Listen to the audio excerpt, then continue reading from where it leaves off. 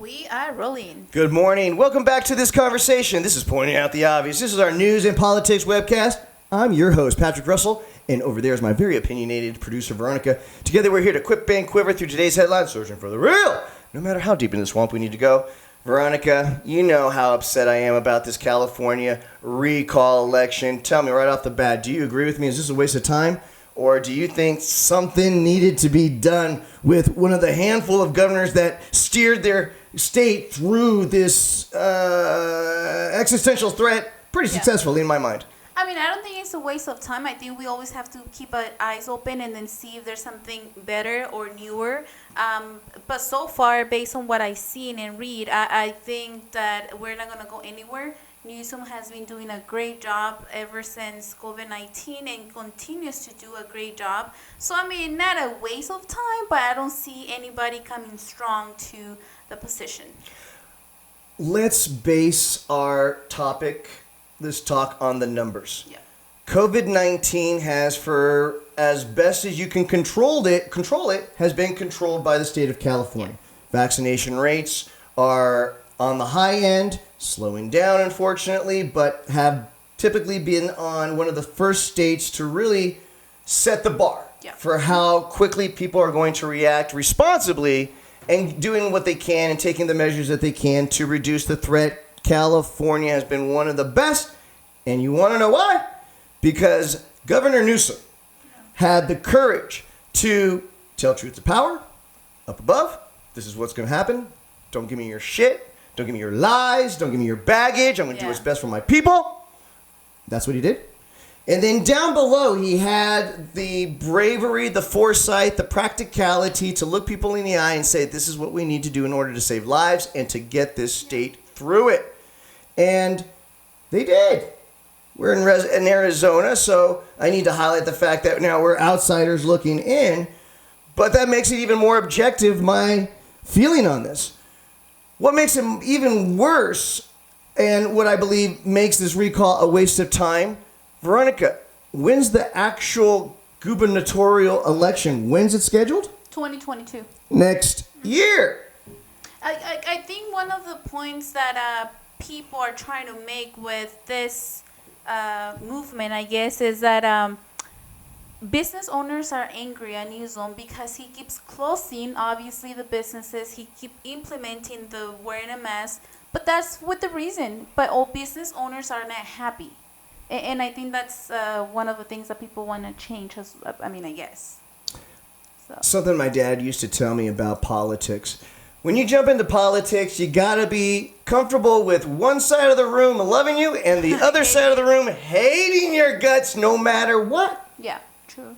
And that even goes for some of our most popular presidents and leaders. There were always at least 47% of those polled that had a problem with what you were doing. And so that what makes this recall election even more dangerous in my mind is the fact that we have a competent, practical leader that's on the verge of being booted out by a ridiculous and silly recall mechanism. The voting basically comes down to two questions, but Newsom really only has to worry about question number one. And question number one, it should be simply reading, do you think Governor Newsom should be recalled? Yes or no? And if he loses that by a simple majority, and I mean like 50.9%, he's out of a job. I don't think it will happen. I think, you said, in one side of the room, people hate him, and then in the other side, people like him. I think, from my perspective, he's been doing a great job. And then if you don't like it, if you feel that he's not doing enough, he can only do so much. And what he's trying to do right now is protect the people from California. If he needs to close places again because people are not getting vaccinated, let me tell you that, he's going to do so. It's all a reaction to what he sees, how people are behaving, how the numbers are shaping up, and he always works pragmatically. I think that's the best you could ever ask for any leader, is that he looks at the information provided and he works pragmatically. Same as Cuomo, which he's not in power anymore, and I'm so sad and I want to cry, but it's almost the same situation. Obviously, not the same atmosphere on what he did, but it's almost the same. Cuomo was there, and I don't want to jump into Cuomo because this is another webcast, but he was there for the people. He was there for to protect them, and now he's out of the game, so I don't know who's coming next. And I don't know if the person is gonna do a We great don't job or know not. her style. We don't Yeah. know what direction the new female governor I'm of glad it's New a York woman, but I don't know. stepped in, her ethic. and we'll see what happens as far as the direction of leadership in New York is concerned. But now swinging back to the California recall election real quick. Okay. Doing a little bit of research on the 46 candidates that have signed up to be on the ballot. So if Governor Newsom theoretically loses once again as a simple majority on question number 1, he's out. Question number 2 is, who do you think should replace Governor Newsom? Question mark. And then you'll have a list of 46 names. 44 of them you will not know who they are at all.